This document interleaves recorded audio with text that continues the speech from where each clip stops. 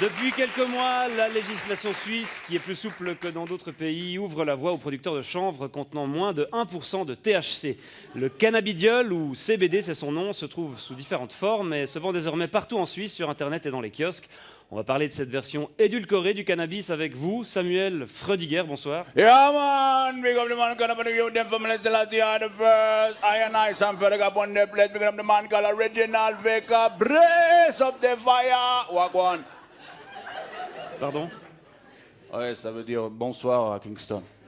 D'accord. Alors vous êtes un consommateur régulier de cannabis, vous êtes aussi membre d'un groupe de reggae suisse, Yeah, Brada Framanada Mada. Brother from another mother, man. C'est quand tu es frère, tu es brother, mais tu n'as pas la même maman, man. Brother from another mother, brother from another mother, brother from another mother.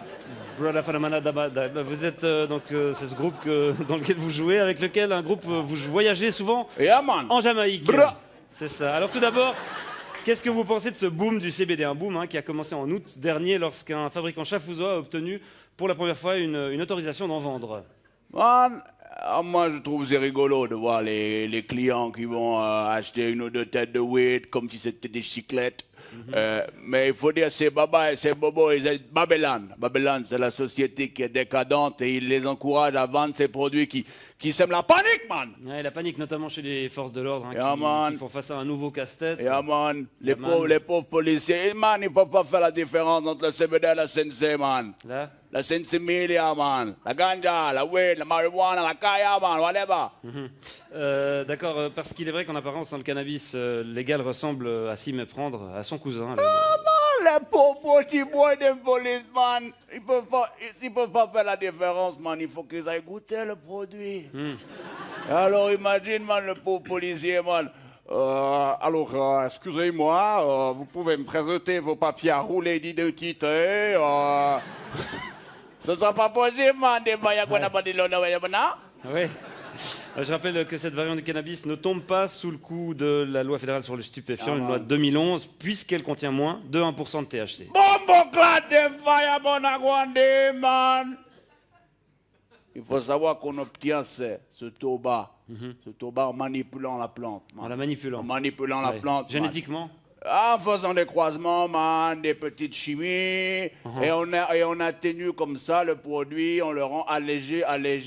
Et aujourd'hui, man, c'est pas tout comme ça dans la société, man. C'est exactement la même chose comme les sodas sans sucre, les yogourts allégés à la gélatine de porc, ou l'huile d'olive sans olive, man. Ça va pas, man. C'est pas du vrai cannabis, selon Man, vous. non, man, la vraie weed, la vraie ganja. La vraie ganja. Il faut la planter avec amour. Il faut la faire grandir sous les incantations de Joe Rastafari. Et ensuite, il faut la récolter, la faire sécher, la fumer pure, sans tabac, man. Comme dans la chanson. Give me the weed, good ganja weed, but I want it, whatever the weed, dude. Bon, naturel ou pas, le cannabis contenant un taux de THC élevé. THC, man. C'est quoi THC? Tétrahydrocannabinol, tétrahydro peut-être. Yeah, Cannabinol. C'est d'abord une drogue et contre laquelle les pouvoirs publics sont censés lutter, monsieur Freudiger. Et pourquoi, man, on ne pourrait pas lutter d'abord contre l'alcool, man? L'alcool, man. Interdire l'alcool, man, qui est beaucoup plus additif et beaucoup plus dangereux, man.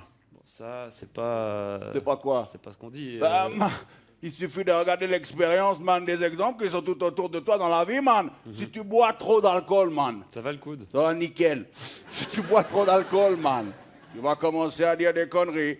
Ensuite, tu vas rouler des pelles à une inconnue. Ensuite, tu vas te battre. Ensuite, tu vas te retrouver tout nu dans la rue. Le sgay galère. Tu vas te rebattre, tu vas tomber contre un trottoir, et puis après, tu vas tomber dans la mort du coma, man. C'est vrai que ça m'est déjà arrivé, cette séquence d'événements. Alors que si tu fumes trop de weed, man, si tu fumes trop de weed, qu'est-ce que tu risques? Qu'est-ce que tu risques, man? La même chose. Non, man, tu risques juste de t'endormir. Et au pire, man, de lâcher une ou deux petites caisses, vite fait. C'est pas tout à fait ce que disent les spécialistes de la question. Ah, man, mais ça me rappelle ce vieux proverbe jamaïcain, you know, man, when daddy smokes some weed, he's never speed. When daddy drinks some whiskey, it is gonna be more risky. Ouais, quand papa fume de l'herbe, il est tout calme. En Vraiment. revanche, quand il boit du whisky, ça devient un peu plus risqué. Exact. Ouais. Bon, ben, en tout cas, on se réjouit de voir comment le marché du cannabis light va évoluer ces prochains mois. Je vous remercie d'être venu nous apporter votre point de vue, Samuel Freudiger. Comment on dit au revoir en jamaïcain? Big up. Big up.